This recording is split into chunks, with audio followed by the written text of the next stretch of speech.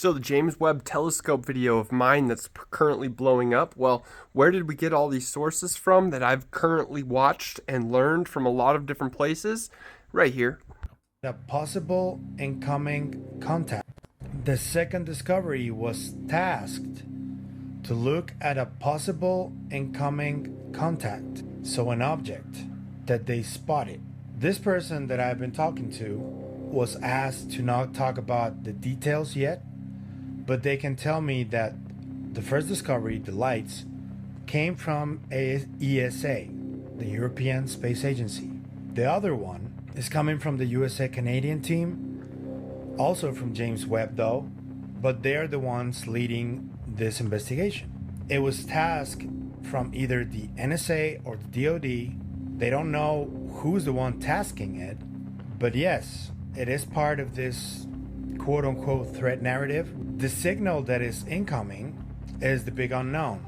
What they know is that it is coming. What they don't know is what the hell it is. I am trying to get people from Congress, either Congress people or staffers, to give me an official quote. Another detail that was given to this person that I'm talking to is that this object is making moves, braking moves, and course correcting moves. So that means that it is not a natural satellite.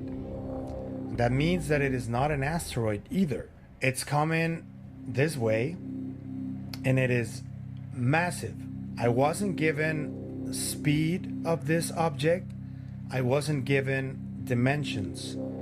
It was very vague, and this is what Congress people are being told as well.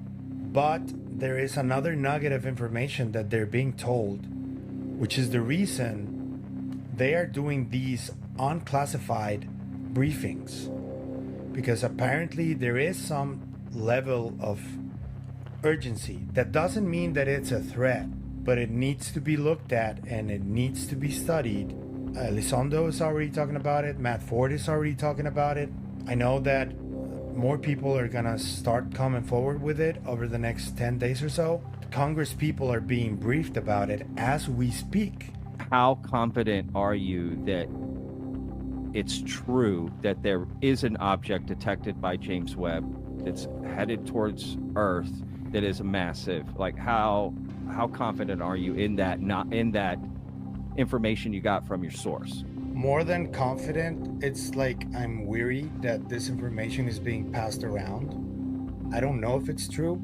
I know that it is being passed around. Sure. That I'm confident of. Sure. But I want to know their motive for talking about this and why it's being like urgently communicated. Because is this tied to what Lou was saying on Matt's show? Yeah, it is. Do you think those two things are the same thing? Is that confirmed, or you think it is? I asked, and I didn't get a no. I can talk about it. That's so weird. Can you say man. who you asked, or like No. Matt or Lou? Okay. No, okay. I can't say. I mean, it would have to be Lou. All right. He's the only one to confirm or deny that. I mean, that whole conversation was just There's so a whole group. weird. There's a whole group that knows about this, Patrick. It's not just them two, you know. There have been some significant rumors of events regarding UAP that may occur within, like 10 years or so. I don't know if it's something coming or a natural disaster. You hear of something big coming down the pike. Have you heard of these claims? And if so, do you have any idea what it may be? Yes, I've heard of them. Yes, I'm aware of them, and I'm not able to have that conversation. Got it.